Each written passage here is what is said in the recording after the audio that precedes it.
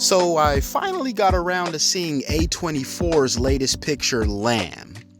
It follows an Icelandic family who decide to raise a mysterious newborn as its own, not taking into consideration the potential consequences of their actions.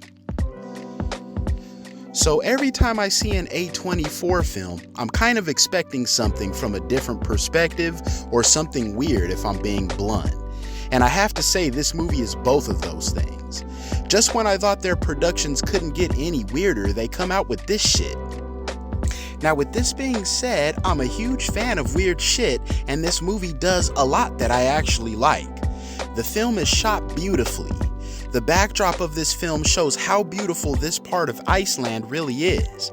Every frame feels like it could be a painting that is both pretty and somber, which perfectly fits the tone this film is trying to create. It creates the perfect juxtaposition because what you're seeing is beautiful, yet you can't quite help but feel like there is this sense of impending doom.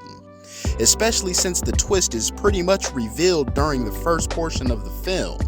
You're kind of left with this feeling that is both cathartic and unsettling for majority of the runtime.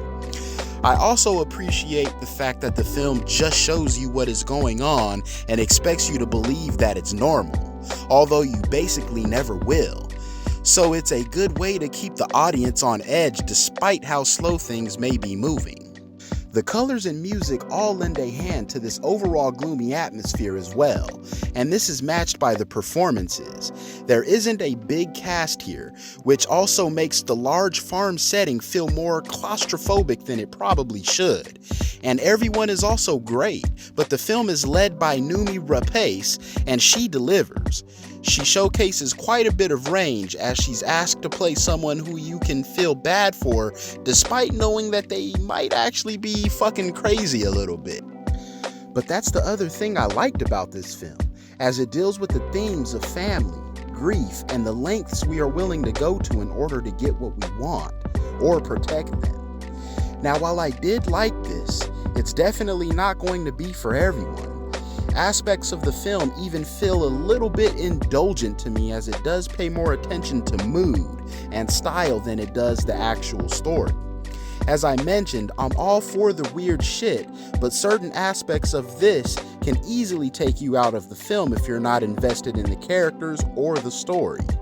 And getting invested in the story might prove difficult since it is very slow.